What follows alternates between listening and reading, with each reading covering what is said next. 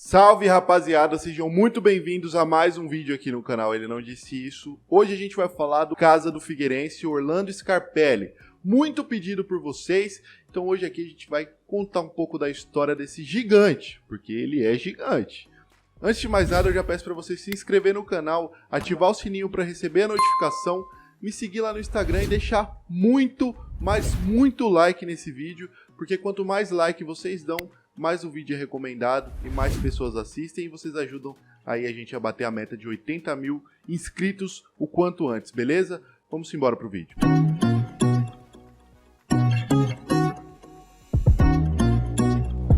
O estádio Orlando Scarpelli é um estádio próprio do Figueirense Futebol Clube e está localizado no bairro Estreito, na parte continental da cidade de Florianópolis, no estado de Santa Catarina. O Orlando Scarpelli é o maior estádio de futebol de Florianópolis e seu recorde de público foi no amistoso entre Brasil e Chile em 2000, com 31.098 pagantes. O recorde de público do proprietário foi no jogo Figueirense contra o Vasco, em 1975, com 26.600 pagantes. O público total daquela partida foi o maior registrado no estádio, com 32.800 pessoas acompanhando a partida. A construção desse estádio na época, numa cidade ainda sem grandes possibilidades econômicas, foi um processo lento e bem difícil. O time sacrificou anos de sua prática esportiva para conseguir recursos na construção de sua casa.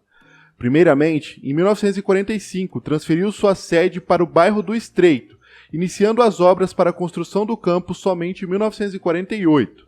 Neste período, os recursos financeiros do clube estavam bastante focados nas obras do estádio Orlando Scarpelli, que começaram em setembro de 48 e se estenderam por toda a década de 1950. Em 20 de julho de 51, o estádio Adolfo Konder inaugurou o sistema de iluminação, com o maior clássico da cidade. O Figueirense venceu seu maior rival, o Avaí, com um golaço de cobertura de Braulio, que entrou para a história do clube alvinegro. Também em 1951, o Figueirense tornou-se campeão invicto em uma série de amistosos com clubes paranaenses, o torneio de Paranaguá, surgindo assim o apelido de Furacão. Já a década de 1960 começou com grande alegria para o time alvinegro. No dia 12 de junho de 1960, dia em que o clube completava 30 anos de história, foi inaugurado parcialmente o estádio Orlando Scarpelli, com a realização de um jogo amistoso entre o Figueirense e o Clube Atlético Catarinense. Neste período, o Figueirense já apostava nas divisões de base e formava um bom elenco juvenil.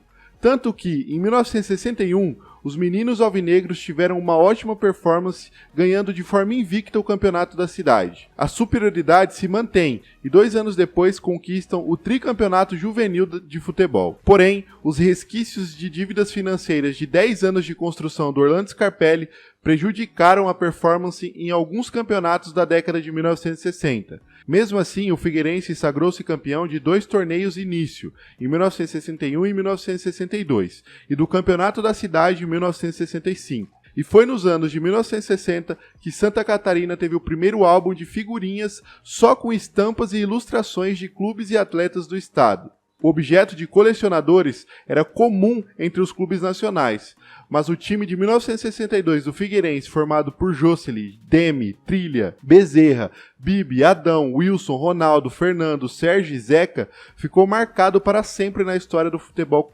catarinense. Sendo assim, depois de parcialmente inaugurado Orlando Scarpelli, o clube passou a mandar seus jogos definitivamente na parte continental da capital. O nome do estádio é uma homenagem ao empresário Orlando Scarpelli, que presidiu o Figueirense Futebol Clube nos anos de 1940 e foi também quem doou o terreno onde o estádio está localizado. No início dos anos 70, a Coloninha, antiga Geraldo Scarpelli, foi concluída e o estádio passou a ter capacidade para comportar cerca de 30 mil torcedores.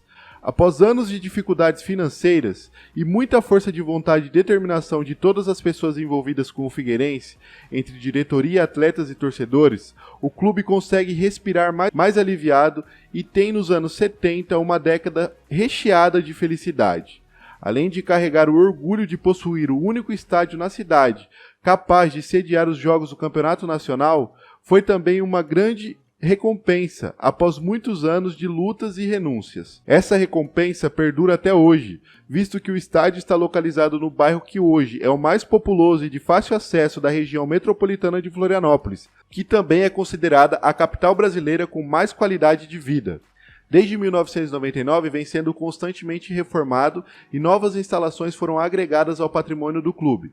Novos vestiários para as categorias de base, alambrados renovados, implantação de catracas eletrônicas com cartões indutivos de acesso, novos banheiros, reformas dos bares, modernização do sistema de iluminação, novas casamatas, colocação de 20 cadeiras numeradas em todos os setores, novo gramado com sistema automatizado de irrigação são algumas das obras efetuadas. Em 2002, o estádio foi eleito pela revista Placar como o Caldeirão do Brasil, ocasião em que atingiu o maior percentual de ocupação dos estádios brasileiros, com 49%, feito repetido nas últimas temporadas. Em 2005, foram executadas mais obras de melhorias.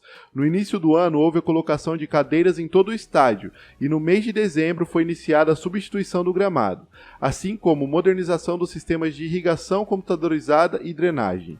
Em março de 2007, o Diário Lance, referência em cobertura esportiva no país, formou o ranking de estádios brasileiros de acordo com o caderno de encargos da FIFA. Na oportunidade, o estádio Orlando Scarpelli foi classificado em 10º lugar entre as 24 praças esportivas visitadas, sendo o terceiro melhor estádio particular na avaliação do jornal. À frente do Scarpelli, apenas a Arena da Baixada do Atlético Paranaense, Beira-Rio do Internacional e Morumbi do São Paulo, enquanto o Couto Pereira do Coritiba ganhou a mesma pontuação. Os demais eram públicos: Engenhão no Rio de Janeiro, Maracanã também no Rio de Janeiro, Mineirão em Belo Horizonte, Raulino de Oliveira Volta Redonda, Serra Dourada em Goiânia e Mangueirão, Belém do Pará. Em 2008, o mesmo Diário Lance voltou a publicar uma nova avaliação dos estádios brasileiros, levando em consideração os anseios do torcedor. Na nova votação, o estádio Orlando Scarpelli ficou em terceiro lugar com a média de 6,5, perdendo apenas para a Arena da Baixada e Engenhão. Desde 2014, a história do Orlando Scarpelli é eternizada em curta-metragem. O curta traz um resgate histórico e social sobre uma praça de esportes que ao longo de quase 60 anos se tornou o mais importante caldeirão de Santa Catarina. Denominado Planeta Scarpelli, o curta-metragem tem 30 minutos e foi apresentado inicialmente a convidados no memorial do estádio que mudou o panorama do futebol catarinense. A história foi dividida em 4 capítulos: a construção, habitantes, batalha e 2001. Uma Odisseia no Planeta, com imagens raras, depoimentos esclarecedores e emocionantes.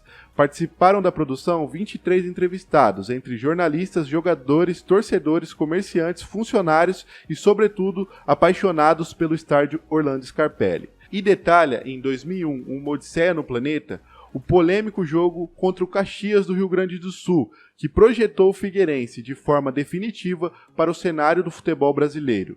Enfim, resgata vídeos e fotos que registram momentos marcantes que tiveram como palco o estádio Orlando Scarpelli.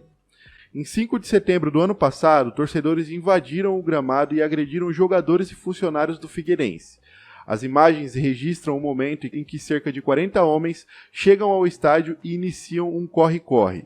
Em seguida, há uma tentativa de conversa, mas logo começam as agressões. Jogadores receberam socos, chutes, alguns são encurralados e agredidos por mais de um homem, enquanto outros tentam correr. Em seguida, rojões são atirados contra os funcionários do clube, tudo dentro do campo. Naquele dia não houve treinos. Abalados pelas agressões e ameaças, muitos jogadores pensaram em deixar o clube, mas apenas o atacante Pedro Lucas tomou essa decisão. Ele encerrou seu empréstimo e foi emprestado pelo Internacional, clube ao qual pertence, ao CSA. Durante a outra semana, alguns jogadores prestaram depoimentos. Eles entraram por um estacionamento privado da delegacia e não quiseram ser identificados. Também não aceitaram dar entrevistas com receio das ameaças sofridas no dia da agressão. Em 2009, o clube apresentou um projeto de ampliação visando ser sede da Copa do Mundo de 2014. Orlando Scarpelli passaria a se chamar Arena Florianópolis, com capacidade para 40 mil lugares. Orçado em 20 milhões de dólares, o projeto previa um centro comercial dentro da arena, com 150 escritórios e 108 lojas, incluindo salas de cinema, praça de alimentação e estacionamento. Mas como a gente sabe, Santa Catarina não foi uma das capitais escolhidas para ser sede da Copa do Mundo.